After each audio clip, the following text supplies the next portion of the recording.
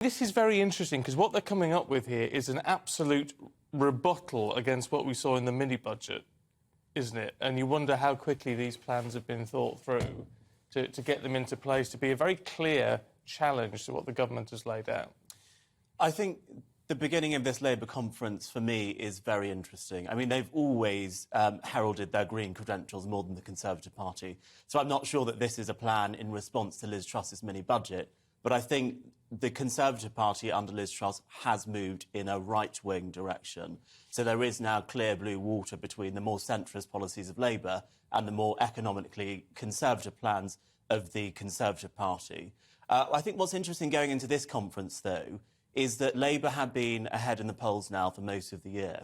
So this is the first time in a very long time that some commentators might argue that Labour is entering conference season on the front foot. I guess you have to ask, though, who's watching a Labour Party conference? Only Labour Party faithful, surely? I mean, the rest of us, most of us, don't watch a party conference, do we? I would probably argue that most people in the country don't watch party conferences at all. They're not that interesting for ordinary people. They are, however, very important for members of the party to really get people excited about the policy agenda that the parties, the Conservative Party, the Lib Dem conference, which was cancelled, or indeed the Labour Party, are going to bring forward.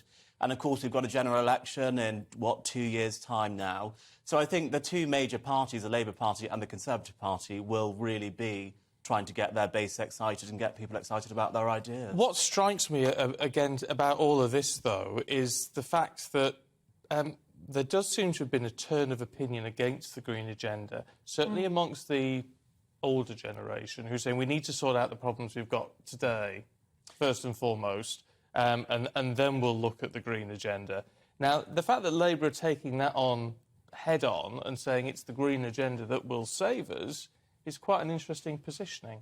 I agree, Stephen, completely. I do think that is a risk. I think there has certainly been, since the cost of living crisis and the energy crisis and the energy costs going up, not necessarily a backlash of the Green Agenda, but a rethinking of priorities, if you will.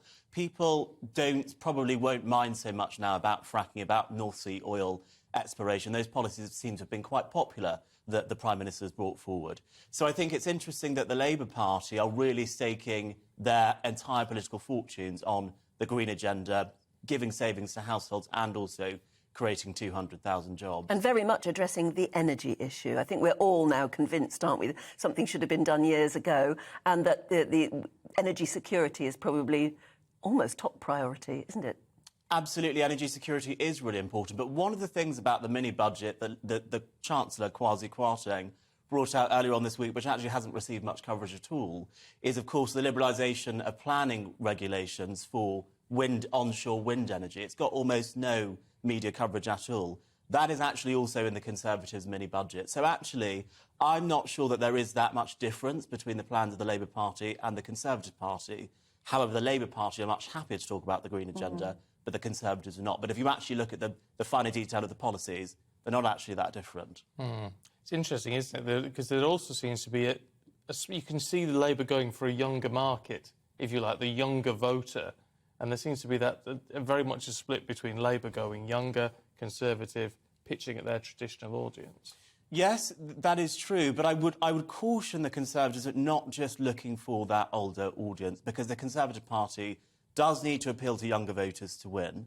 And if you look at policies around, I guess, a huge issue for young people, housing, which can be solved through planning reform, we've not really been hearing anything from the Conservatives about that. And that really is, in my opinion, a big risk to the party. Although, is it the front page of the Sunday Express this morning, the Chancellor has said, you ain't seen nothing yet. They've got more plans. They do in store for the new year. They do have more plans. And I think one of the things that gives me hope that perhaps this government might be prepared to do something serious about planning and serious about housing is they don't care about being unpopular. And now the issue with planning reform policies is that they are deeply unpopular with the Tory faithful, because people don't want to see, houses being built on the green fields of the home counties, for example. If a government is serious about solving the housing crisis, they will reform planning regulations. It will be unpopular, and then they'll get houses built. Let's see if that actually happens.